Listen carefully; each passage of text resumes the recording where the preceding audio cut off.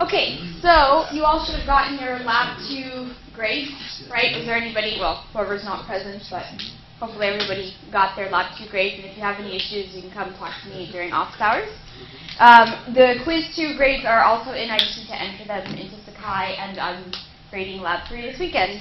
And I will also put out Lab 4. I'll just give you a heads up, Lab 4 is going to be on like the user stories that we've done in class.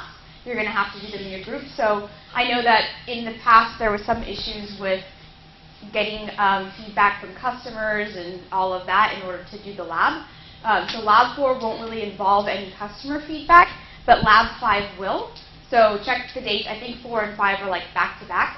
So if you need to like start coordinating with customers and just being like, hey, we're going to run an experiment or whatever, ping them because you will need to get some feedback for Lab 5. I think that's towards the end of November. And Lab 5 is the last lab. Okay, so just a quick recap from last lecture. We talked about 3 types of scrappy marketing, and these are just 3 methods that are scalable, but obviously you're free to choose whatever method you want to use for your marketing strategies. So we talked about the power of search and how we do search engine optimization. So what are some things I talked about when I mentioned search? Go ahead. Like putting keywords in the alt text of images. Sure. So making sure that you have good structure, good HTML formatting, and that you leverage the keywords as much as possible. But not keyword stuffing, which is putting a bunch of keywords that don't relate. Right, in the body of the text itself, okay? Unless you tag. Right. Okay, and then I talked about email and social media. So what did we learn that was powerful from email? Go ahead. I was just going to say it's the most used medium for communication. Okay, but why is it the most used? For example, we have examples like Guilt Group and Groupon using those as very effective forms of marketing. Okay. You can also, during different stages of what people do, so for example, you just bought a product, you can send somebody an email. Sure. About that. Yeah, life cycle marketing. Yeah. So you're both correct.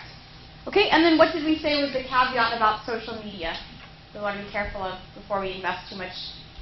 The group that you're communicating to or targeting might not be active on social media. Right, or they might not be necessarily listening to your product as well. That's not where they might be discovering it. Okay?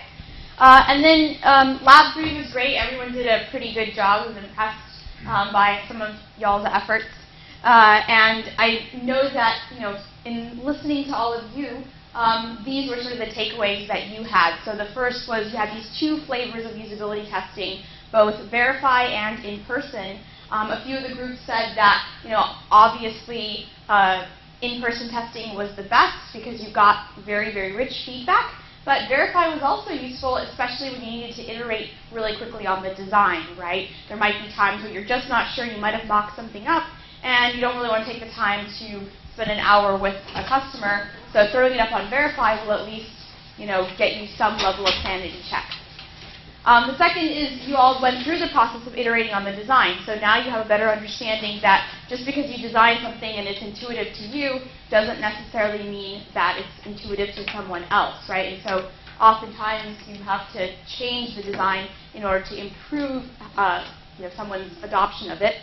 And then another thing on that we talked about was also this concept of not only onboarding the user, but a lot of times where the user may also feel like they are really frustrated, and that can actually impact your product's adoption, right? So think about that as you move forward and make changes to your design.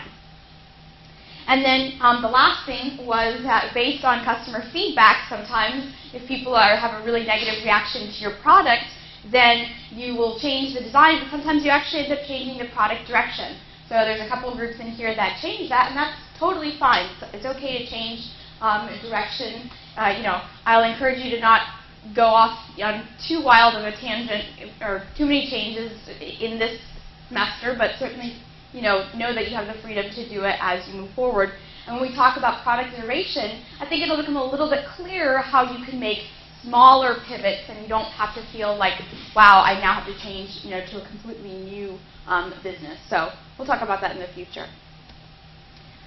Okay, so what I want to cover today, there's been a lot of confusion on user stories and storytelling, so I'm just going to take probably 10 to 15 minutes at the start of class to hopefully nail this down, and that way when you do your Lab 4, it'll be clearer, and then it'll also be clear for Lab 5 marketing lab.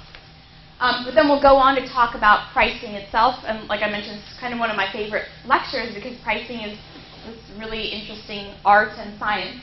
And so I'll talk about both, and I'll talk about what exactly pricing is, how do you do it, when should you do it, and then of course why should you do it.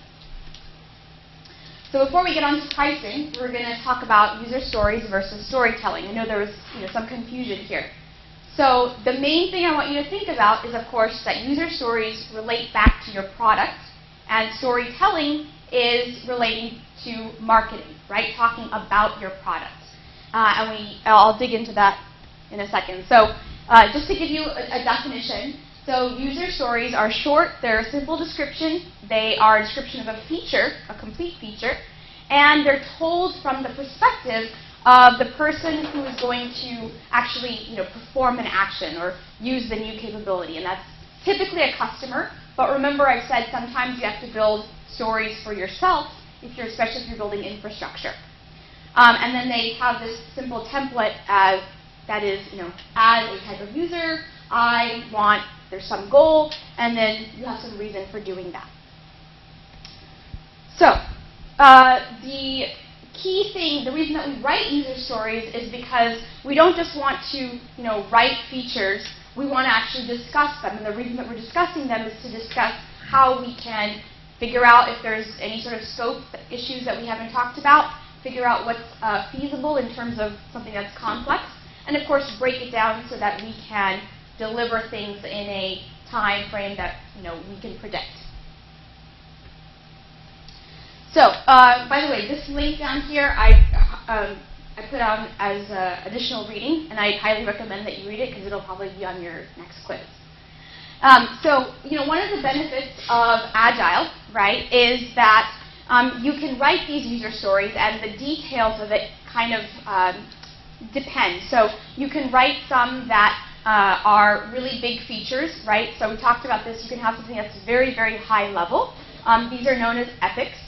And here's a simple example. It's, as a user, I can back up my entire hard drive, right? So this is just a feature. It doesn't tell you how you're going to back it up. It doesn't tell you when you're going to back it up, or how often, or what's going to happen if you can't back it up, right? It's just a very, very high-level story. So, because an epic is so big, right? I mean, imagine trying to write this story in a matter of a couple weeks and ship it to a customer.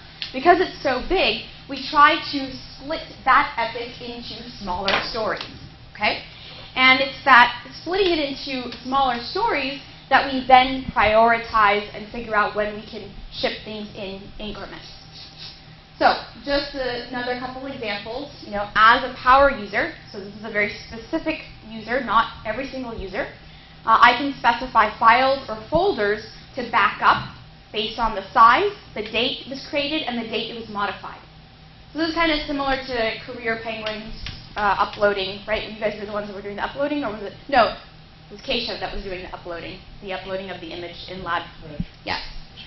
And then the second is as a user, so any kind of user, I can indicate folders to not back up so that my backup drive isn't filled with things that I don't need saved. And maybe there's some more stories that happen. Does this make a little bit more sense to you guys, how you take a very big, very, very big story here, an epic, and then break it down into sub-stories? And the reason that you're doing this is because you're going to have multiple iterations, maybe over the course of a month or multiple months, where you're going to continuously ship product, but you can't ship every single story, so you break things down. You also break things down so that people understand what exactly needs to get built. Like, when I build this specify files, I want all of this metadata.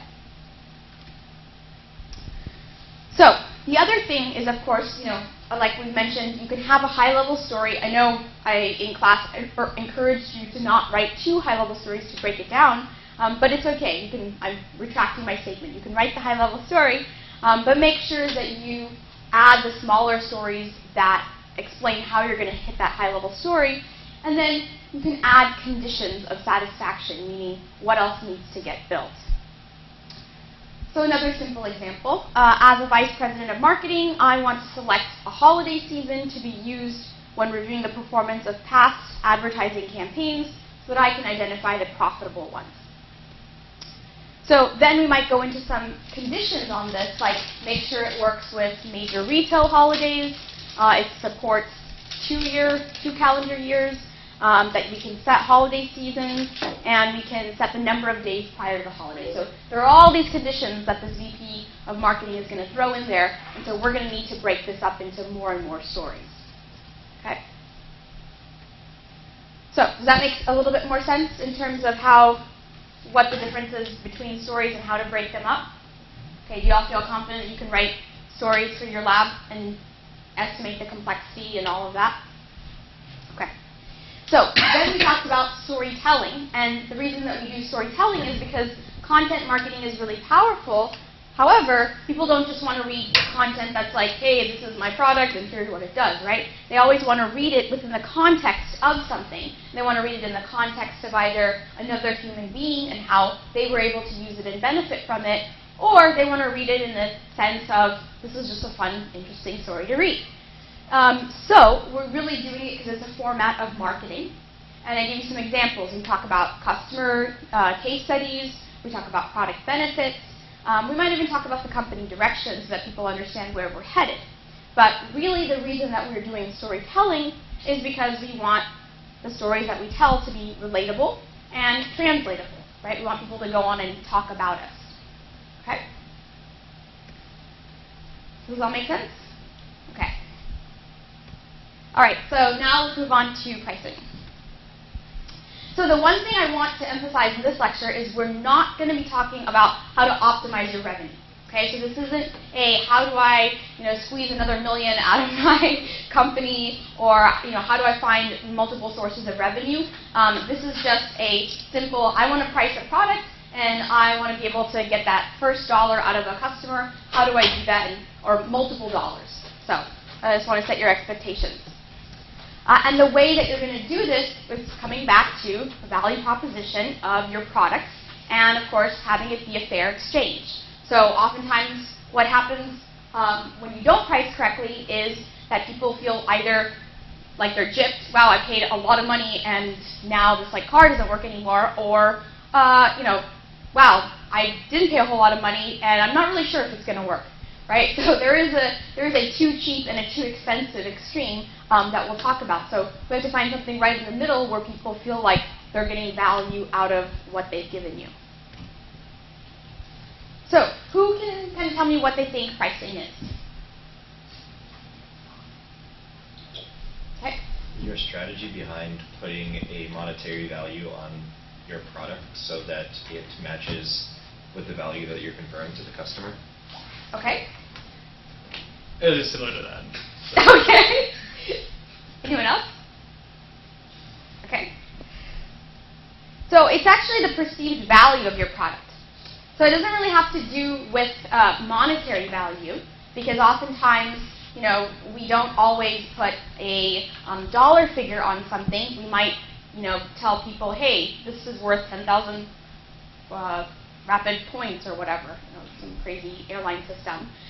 So it's not always about money, it can be other currencies, but really it's the perceived value. My perceived value, the reason I emphasize that is because sometimes you have a product and you pay for it once, and then people just forget about it, right? They're like, okay, I paid $1,000 for this, I'm done. But sometimes if you break that $1,000 into, $100, then they're like, I'm paying $100 a month for this. Is it really worth it to keep paying this over and over again? So sometimes it doesn't even matter. They might have already paid $1,000, but every time they're going to do this calculation in their head of, do I value this product? So don't always think about it just as the monetary. There's more factors that go into it. So the first and sort of most important is positioning your product. And actually the way that you position your product comes back to how you should do pricing. So this is kind of a funny cartoon where there's one customer service agent talking to another, and she says, Well, did I just hear you tell a customer lying? She said, no, lying is wrong. I simply emphasize the strengths of our product and minimize the deficiencies. And then, of course, the other one says, well, what do you call that? It says marketing. So, part of this is, positioning is important to pricing because it's also part of marketing.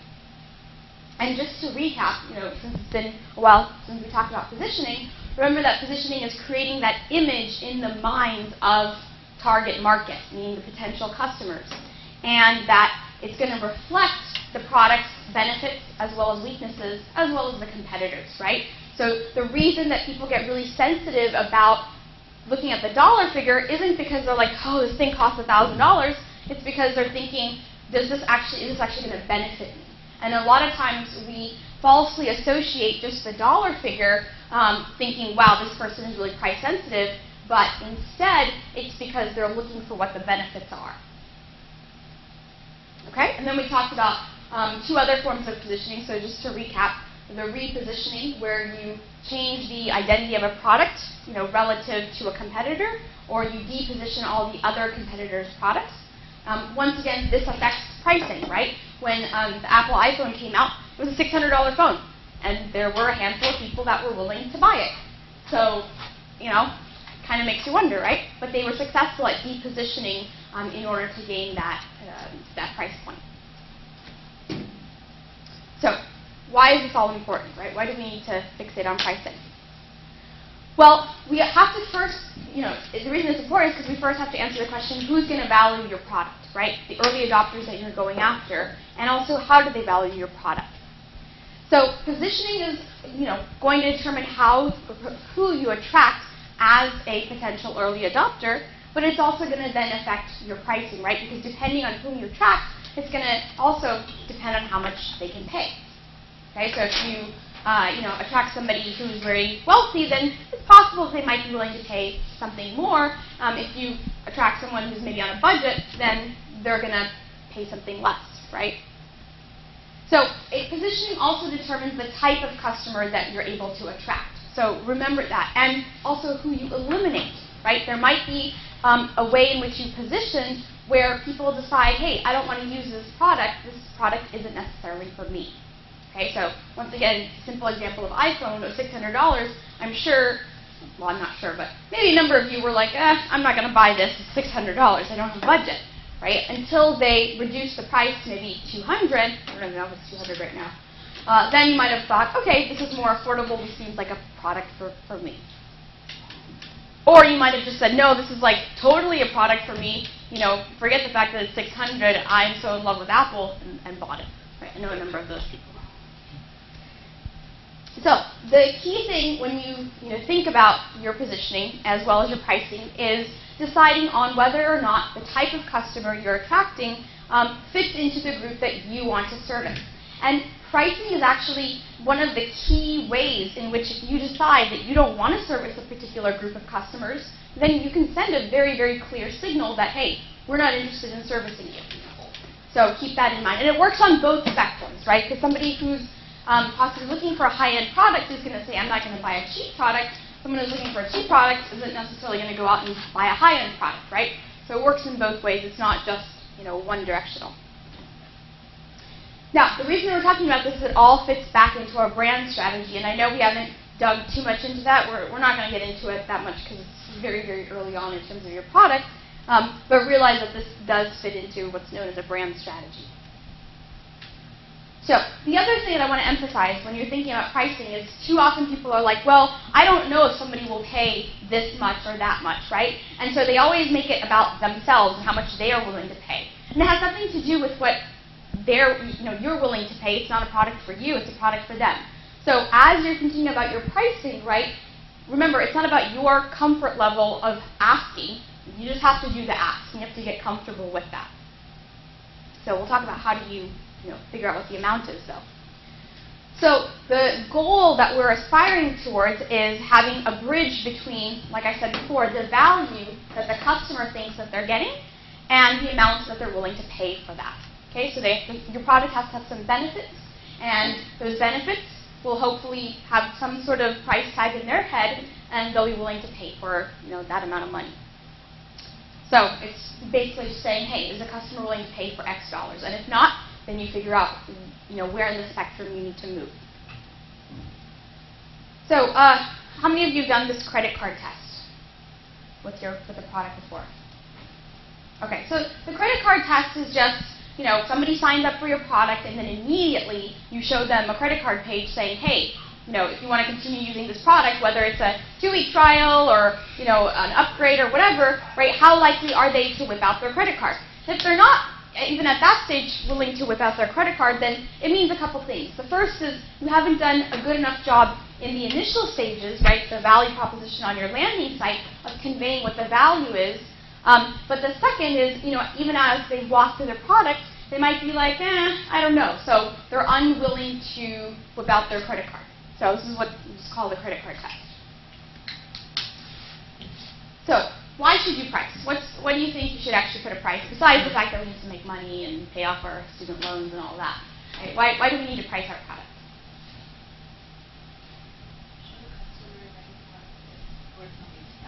Okay. What else?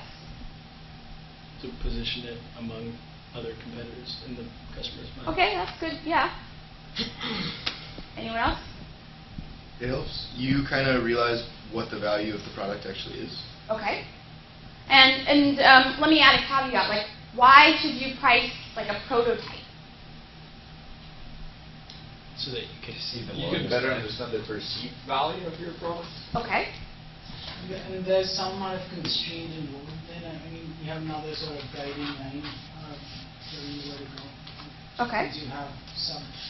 Once you put a value, you perceive value. What do you think that guiding line is?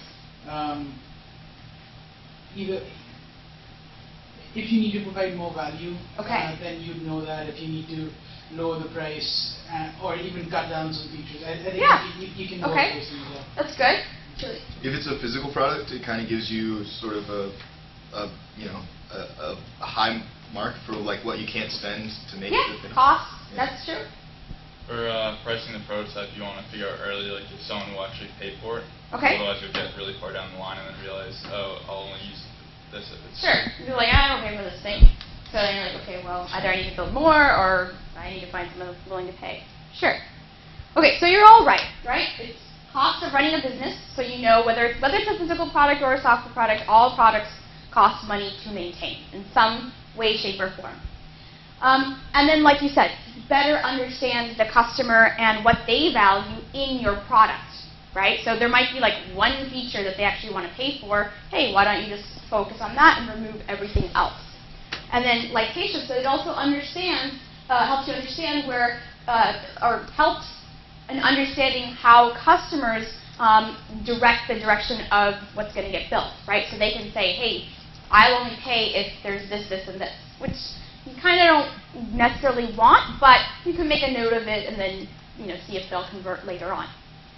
And then the last is it also tests the bounds of what the price may be, right? So if someone says, yeah, I'm willing to pay 30, and someone says, I'm willing to pay 50, and you don't hear any other figures after you've done a number of these tests, then you've got a good idea that, okay, somewhere between these two is where I need to be focused on. I can't charge $500 for this, unless I go after maybe a different segment. So, I kind of gave it away by saying when, do you price a prototype, but when do you think you price? Besides, at a prototype phase. When specifically? Whenever you have something to sell. Okay. When you have an MVP. Okay. When you're interacting with customers. When you're what? Interacting with customers. Okay. So do you have anything built? You don't have to have anything built. You don't have to. Okay. Maybe concierge MVP phase. Okay. Sure. Or just when you know your value, like value. Okay. When you know your value proposition, right? So really, it's when you have a hypothesis about who your customer is. Doesn't even necessarily matter that you have a product built or that the product has any amount of features.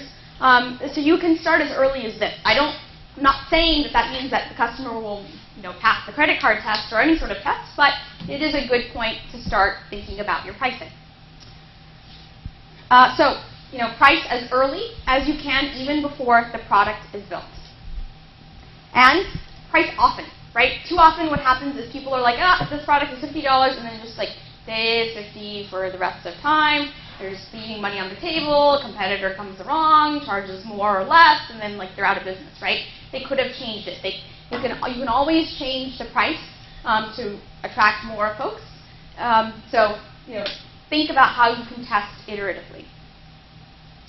And the key thing, once again, because it's not about your comfort level, I want to emphasize this isn't about being greedy. It's not like how much profit can I squeeze out of every single customer, right? That's not what I'm trying to teach you here.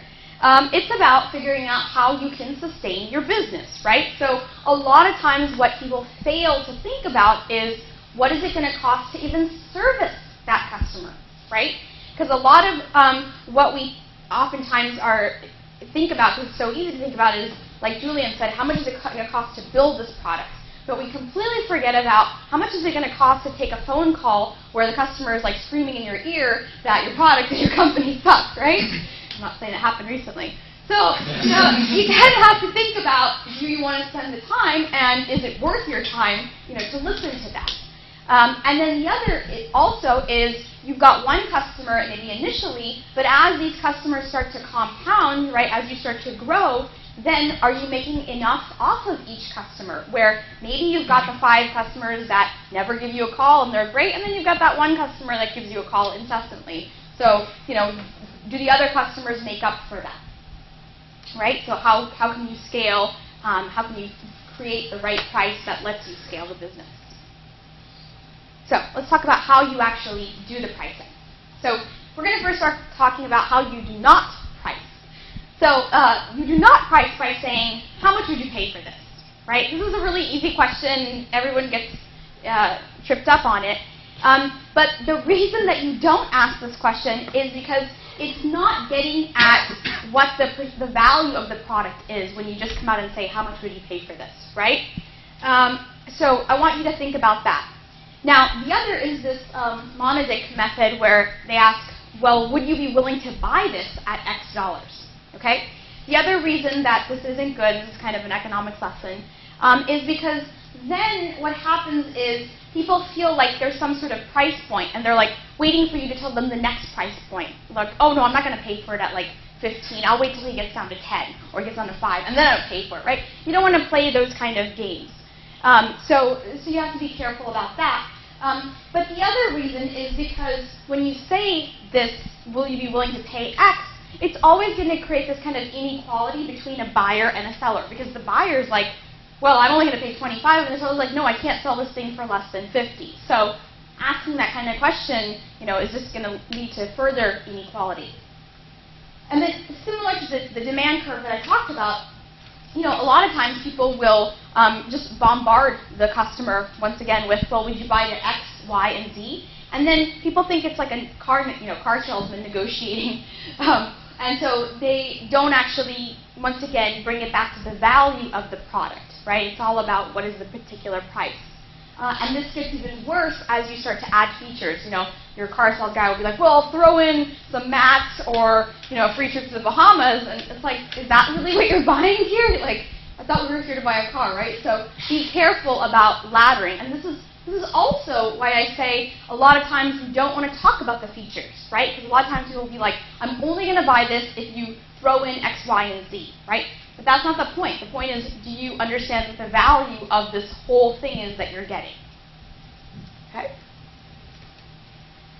So next we'll talk about direct and indirect approaches that you can take. So let's first start with the indirect, because that's oftentimes the easiest. But it doesn't necessarily mean it's the best, right? So a lot of times people will do an indirect method, but it ends up being more expensive to do this because it requires a lot of setup and a lot of analysis. So the first thing that people will do is they'll maybe combine price with other attributes and feelings about price, right? So they might ask somebody, well, typically, what do you pay to manage your business, or what's kind of your budget? Or they might say, like, oh, what kind of budget do you have for event promotion? Or how much did you spend at your last event, right? Just to kind of get a sense of, is this a $5 person? Is this a $50? Is this a $5,000 or a $50,000 person, right? So that you can kind of estimate what it is that you can price your product at. So, but what we need to instead do is we need to understand what the return on investment the customer is trying to get, right? What's the ROI? So if they use our product, once again, what's the benefit to them, and can we put a price on that benefit? Okay? So once again, using turnout number 2's example, right? They were going to price their product, and let's say they went after student government organizers and those guys that do events, right? We know their project's probably around $50 to $500 per event. It's definitely not $5,000. Maybe like a one-time-a-year event is $5,000. So for them, they want to try to squeeze like every pizza out of the budget that they can. So charging them something like $500 might be too much, right? They want to make sure they buy enough pizzas, they get enough people, and they keep their costs as low as possible. So for those people, maybe $5 is really all they can afford to pay for a product like that. Which then means we might have to find a different user segment if that's too low to cover our costs and to cover kind of the brand strategy that we're after. The other is, we've talked about this a number of times, right? Exploring substitutes. What substitutes are people using today and how much do those cost? Okay, so simple example, the people who are using Excel when I was doing price listing with BusyBee, I knew would be, why isn't this free, right? Because Excel is free. It comes preloaded on your computer, or it's available through Google, whatever. So they're not going to buy something at $50 or $100 if they can get it for free, right? So instead I might say something like, well, knowing that that's free to them, I might ask them the question, well, how much are you paying on like a backup service? Or how much are you paying in time to like extract all that information and file your taxes or keep track of your budget? And then they start scratching your head, right? Because now it's starting to make sense. Now the value is starting to make sense for them. So think about what substitute products they're using, or maybe not even products, but some behaviors, some time elements, other people that they're using to, instead of your service. So the other thing that you have to think about is oftentimes products get put into categories. And when they get put into categories, then the category itself has a certain price point. And it's very, very hard for you then coming in, even if you're innovating and offering a new solution and it's, the best thing since sliced bread, people will still be like, I just can't pay more because everybody charges this much. So a simple example is like credit card transaction fees, right? Most companies, if you're a merchant trying to get to do credit card processing, people are going to charge anywhere from like 1% to 3%. So if you all of a sudden show up and you're like, it's 10%, they're like, what the hell, right? Because they, in their minds, have already created a product category and they're already associating a certain price. Same thing with luxury goods, right? Someone's not going to believe you if you say, this luxury good is like $50, and you're like, is it a knockoff, right? So it works in both ways once again. Okay. So the reason that we're trying to do this, even if we're taking an indirect approach, is we're trying to get as close to clarity in our pricing as possible. And the other thing about ROI is it's not about the product experience, right? Too often you're like, oh, but this is such an amazing product. Look how easy it is to use, blah, blah, blah, right? And sure, people are going to pay for that, but think about it more in terms of what they're going to accomplish with the product, right? Are they going to be able to get that internship that's going to pay off all their student loans, or are they going to be able to, live a better life? What kind of price can you put on that? So think about it as you think about your product, right? Think about the ROI. So some things to think about when we think about ROI factors are time, right? How much time are we saving? Sometimes you even have to ask people, especially business owners. The Turnout One guys aren't here, but I would tell them, how much time are they spending with trying to get a customer, or how much time are they spending in terms of converting those customers to paying customers, right? The second is convenience, right? How convenient, not only time, but how easy is it for them to use something like your product? And then, depending on the kind of products that you're building, there might be an element of exclusivity, right? People buy into this idea of status, but a lot of that comes back to the customer persona. I mean, in your case, it might be exclusivity. Or in your case, it might be exclusivity as well.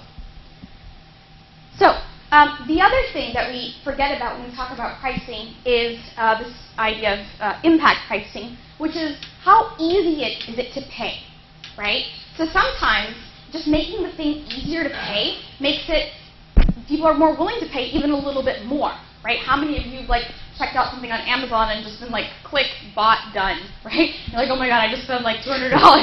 What was I thinking, right? So I had an interesting conversation with the CIO of Tesla a few months back, and he told me that the Tesla is a $100K car, right? And how many people can afford to spend $100K on their car? It's like we'd use that money to send her to the college. So what they decided to do is they wanted all of the people who were buying BMWs and like Mercedes-Benz, all the like entry-level ones, 30 to 50K. They wanted to try to capture all those folks. Okay, and so what they decided to do was they didn't change their price. They're like, it's still $100K. We're just going to offer you a financing option.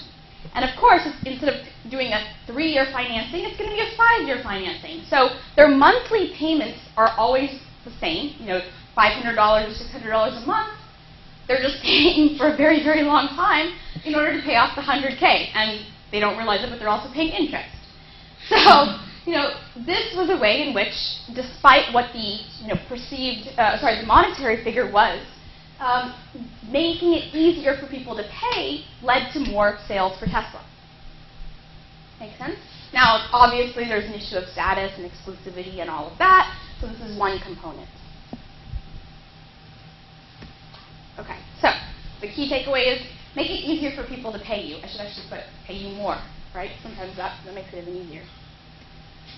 So, some models which you're probably familiar with, but I just want to emphasize again, are things like paying later or having a layaway. Walmart was kind of the first in the market to do that. To offer something as a loss leader. You might say something like, here's our mobile app, it's free. But if you decide to use our web app or you want tech support or whatever, well, that's going to cost you, right? So this is what's known typically as a loss leader. Car companies also do this where they try to get rid of sort of low-end models initially in hopes that you'll come back in a couple of years and you'll upgrade to the next edition. Is that like Spotify then? They like use the website but pay more to use on your phone or something? Yes, Yeah. yes, exactly. So they're trying to get you hooked onto their product, their web product, and then, if you want to be able to listen to the music on the go, because they know everyone's like on the go and they want to listen to their mobile, then yes, you can pay more. Yeah. Was this the same idea behind Prius as well? Because I heard that they were selling that at a loss. I didn't know that, but that could be. Yeah, because Toyota might have something. Yeah, so that people get used to the idea of a hybrid car and then you find out. Okay, but I don't know what their next hybrid. Okay. Okay, well, maybe they've got like a 10-year, 20. I mean, it's Toyota. I know they've got a long-term strategy. The other is, of course, upsell opportunities. So this isn't quite the loss leader, because in an upsell opportunity, you might still be charging them even at a base level, but you're just going to give them more things, as they continue to use you. So the key in this is to understand sort of segments of value, right? So they might say something like, hey, I'm going to go to Career Penguin to get my internship, and you might say, sure, $500 for internship. Oh, you want a full-time job? Well, that's going to be $1,000, right? Because they're going to make more money in the process. So think about the ways in which you can upsell. The other thing that you really have to think about in all of this, and Julian mentioned, this is the cost, right? How much is it going to take to do all of this modeling? And then, distribution, does it make sense? Is it easy enough to do it where you can factor in like, hey, I've got to distribute this through Whole Foods or Walmart or whatever, are they going to take some money away? So do I need to consider that in my model as well? Okay. So I know I talked about price testing and testing often, but I have a couple of caveats. The first is when you do price testing, I always encourage you to do it within an isolated set of users. And by that I mean if you show people something at $50, don't go back and show them something at $500, okay? Because you're sending them a signal that all of a sudden the value of this product has 10x. And they're like, how did that happen, right? So when you do price testing, you kind of have to do it in isolated segments. You do it with one group, and then the next group you show them a different price. Does it make sense? Okay. Because even lowering it, right, then all of a sudden your value goes down, and they're like, why was I paying $50 when now this is worth $5? Like, I'm not going to go back to paying that, and people never want to change. Once they're locked into a price, that's their perceived value for life, unless you can upsell them on something. So, it basically, when you change the price, whether you increase or decrease it, it's going to change the value of your product and how they perceive that value as well. So what do we think about discounting? It's a good thing? Bad thing? Good thing. The good thing. Why? Perceived value is higher than actual value. So I guess when people look at the initial price, it depends how you do it too. Okay. But I feel like when people go see and they're like, oh, this was at $500 before and now it's at $425. Okay. I should buy it before it goes up again. Okay. Yeah, I mean, like, I guess it's my experience with shopping. Like, if I'm shopping brand names, like, if I get a discount, I feel like I have greater value than what I've already known about it. Okay. It could also negatively affect the brand if you do Okay. it too much, because then People wait for a couple of things, like one, what'd you say? I said people might wait for you to bring Right. down prices. That, and it can also just ruin the strength of the brand if you keep seeing it discounted 4 or 5 times. Sure. I'm not going to pay Tito $500. I know in like 2 months he's going to offer this before college applications are due for $250. Only if you buy before September 1st. Okay, so you have to be very, very, very careful about how you discount, especially if you've already put a higher price up, and then they can see what the difference is, right?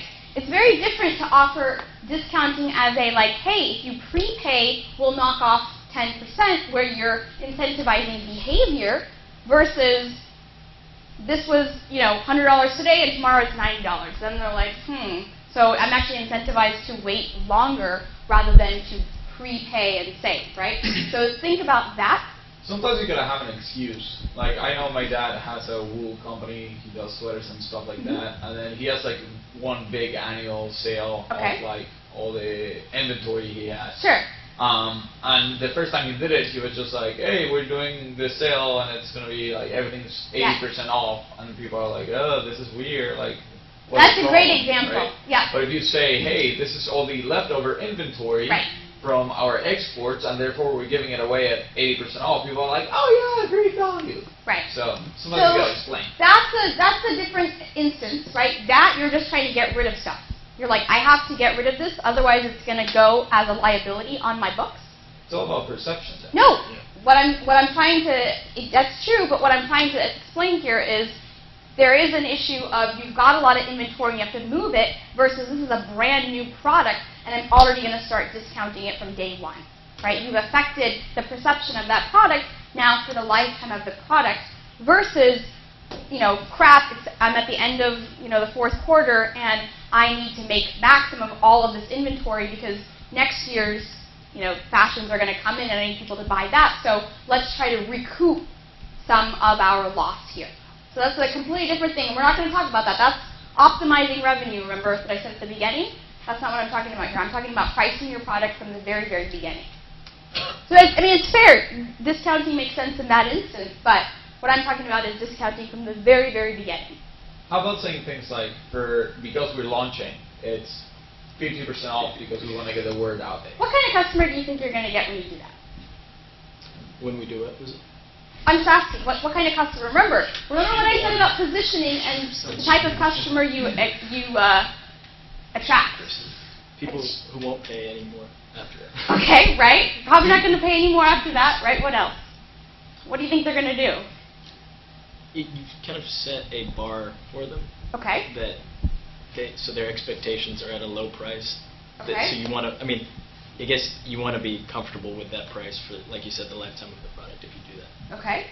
Doesn't it also depend on the sort of thing you're selling? So if you're Sure. selling something that people aren't used to buying, then setting sort of a stepped price might make sense. So let's say you're selling video art, for instance. Most people haven't bought video, Sure. right? And so the first unit you buy is $5, and that's a threshold, right? Okay. And then you can sort of like slowly or however you want sort of ramp that up. Right, but remember, in each time, remember what I said, it's a new segment every time, right? It's a new group that you're offering the price to every time. So the couple things about discounting that I want you to be careful with is, once again, comes back to positioning, and you are going to attract a very, very specific type of consumer, and that consumer is going to be one that is looking for a bargain, right? So a lot of times the amount of customer service or support is directly correlated with how much of a discount they're getting. What about aspirational buyers? But they're going to usually pay more. No, in the sense that they can't afford to buy a product right now. Right. 10 years down the line, they wouldn't be doing just that. Sure, but that's not discounting, right? That's the I'm going to save up. No, that's not. That's just I'm going to save up, 100K so that I can go buy a Tesla and drive it off the lot immediately, kind of person. Yeah. Okay. So yeah, my point in talking about discounting is, think about it as it relates back to positioning, and think about it how it relates to eliminating certain types of customers from you, from using your product. The main being, those who might have perceived it at a higher value might also now be like, oh, they slashed that thing in half. Like, do I really want to go and buy that product now? So it's also a little bit of a disincentive for those who might have paid more. So let's talk about the direct approach next. Okay, so the direct approach, people can actually give answers about pricing, and I don't mean by you directly asking them how much would you pay for this product, right? But they can give you a sense of how much they would pay for a product like yours, or a product that they're already using, or budgets that they might have. Okay. So the key thing when you take a direct approach is you really have to know the landscape of products that people are thinking about, and the other is what are the benefits that they're looking for. Okay. So sometimes this can be really tricky, because if you have a new product and you talk about some benefit, it's hard for people to translate it to another product that's in the market. So a lot of times they can't give you the right reason. They might be like, this is new. I don't know, like going to the moon, how much would that usually cost? Well, it cost me like $5,000 to go to Australia. So it's going to be a little bit awkward for them to come up with an absolute price. Much better is the moon than Australia anyhow. You can go on Google Earth. No kangaroos. So to help with it, there's this concept called the Van Westendorp price sensitivity meter. And this isn't asking the direct question of how much you would pay, but this is trying to figure out a range of prices that are hopefully pretty tight. So when you do this kind of questioning, you start by asking, at what price would you begin to think that this product is too expensive to consider, right? So 100K, probably none of us in this room are going to buy a Tesla. And then at what price, or maybe because we have the financing, sure, let's give it a shot. The second is, at what price do you think it's so expensive? Like, no, there's no way in heck I'm going to pay $1 million for this. It's not even going to get me to back to California, right? So I'm not going to pay. So what's the price that it's so expensive that they don't think there's quality in the product and it's not going to benefit them? Okay, so you have to come up with ask them for a price point there. I have a question. Before you ask these questions, do you talk about the product's benefits or the product you preface it with that. features? Talk about the benefits. Talk about the benefits. So someone would say, hey, I am offering you a Tesla, and as you know, you're going to save the environment, you're going to look really hip, and it's a brand new product, so you're going to be an early adopter. Right? Those are the benefits. Not, it's got, X amount of horsepower. Maybe that's appealing, but most of the time that's not really a benefit. You're certainly not going to say, hey, this is only going to get you 100 miles. That's a feature. That's not a benefit. Might even be a bug. It helps to be quantitative about it too, put it in terms of costs they might save, so that they can kind of target what range they would be willing to pay. For example, this would save your company X amount of dollars in recruiting. Well, not yet. So we're not going to get there yet. This is just getting them to give you some figures. So you don't want to lead with So you're not leading them with anything, right? You're just saying, I have this little thing when do you think this is too expensive? When is this so expensive that you wouldn't consider it? Or when might you think it's kind of getting expensive? But you'd still be willing to shell out for it because there's all these other there's all the other benefits to it. Okay? And then maybe when would you think that this is a bargain? Not a discount, but a bargain. And it would be a great buy for the money. Okay? Now, the key is don't offer your opinions or your views on the price range, right? Leave it up to them. And the other caveat is if you have a luxury good, this isn't going to work. Because technically, the value increases at a higher price. So, all of this other stuff, a bargain, like who cares about that? So, we did a sample test. And this is just to give you an idea of what that sample test looks like. So, there were 5 candidates here. And then, too cheap all the way up to too expensive. And people would say, okay, at $40, I think this product is too cheap. Or at $500, I think this product is too expensive.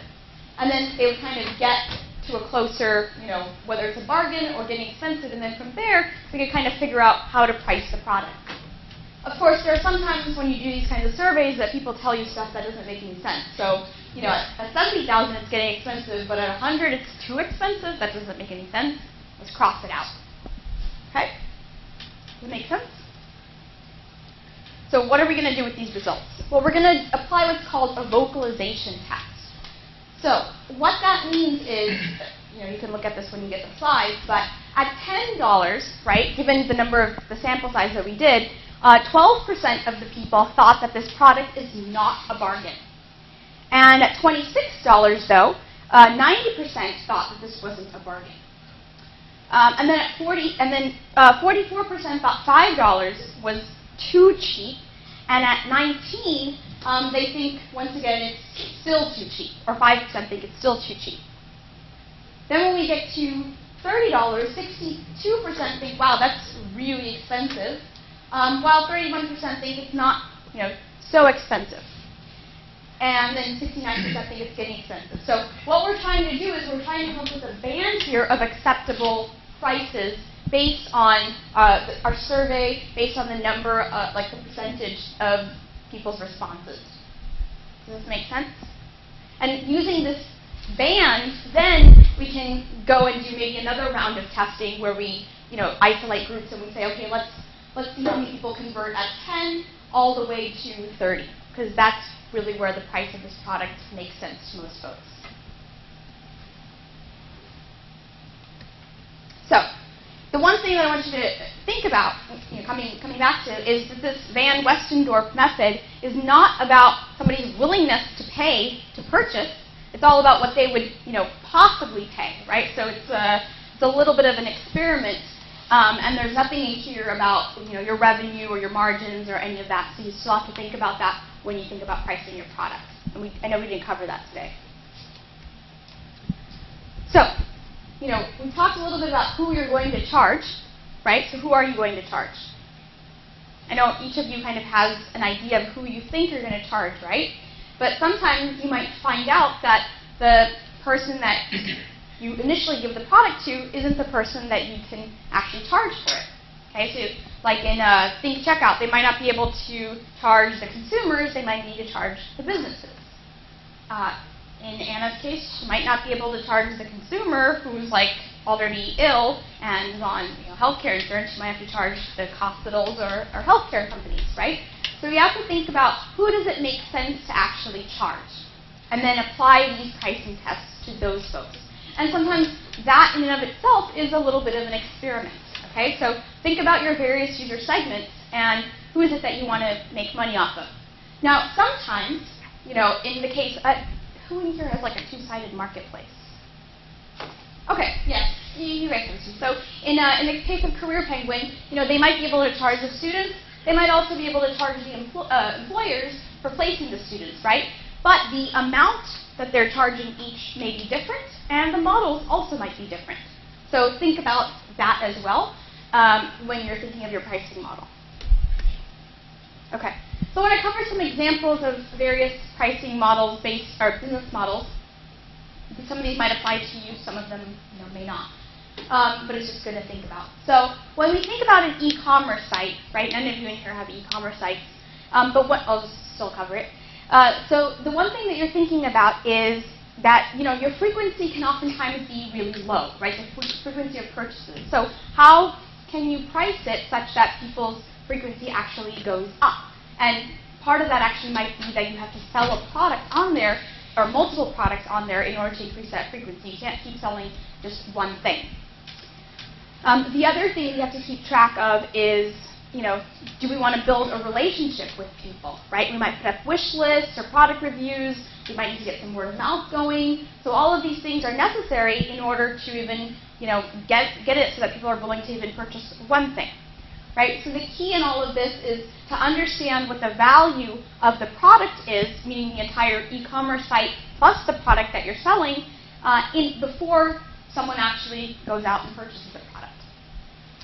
So in the case of a marketplace, right, we talked a little bit about having a transaction fee if it's something that, you know, somebody's got a supplier and someone's a buyer.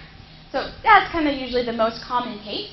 But a lot of times you might have something like a rev share, where you might say, okay, for every item you sell, you know, we get to take some percentage of that, and we're not going to give you a fee for it. It's just going to be based on the value of the products that you sell, or maybe the number of products that you sell. But the key thing that you're trying to do in the case of a marketplace is to understand the value that you're offering to a buyer versus a seller, right? So once again, taking Career Penguin as an example, they might be able to charge a lot more to the employer, and they might, I don't think they necessarily do a rev share, but you could do something like, well, depending on how much the student's income is, we get a percentage of that, right, based on your offer, because that's maybe the perceived value of that candidate. Right? Or you might instead say, well, in the case of the student, you know, what's the perceived value of getting a job that's paying you a decent amount of money? How much are you willing to initially invest? So then we come to SaaS, right? Software as a service. And a lot of times this operates on a subscription model. It doesn't necessarily have to, but a lot of times it is a monthly or yearly model. And then sometimes people do use a loss leader in this case. And the key to doing that is you want to get some of their attention. You want them to try the product first, and sometimes they demand that as well. But the key that you want to keep track of maybe is if you're going from a free to pay, think about what are the features, or what are the, I don't necessarily mean features, but I mean what are the benefits, and what are the features that give people those benefits, and trying to get them to upgrade to those. Okay, because that's what they're valuing in your product.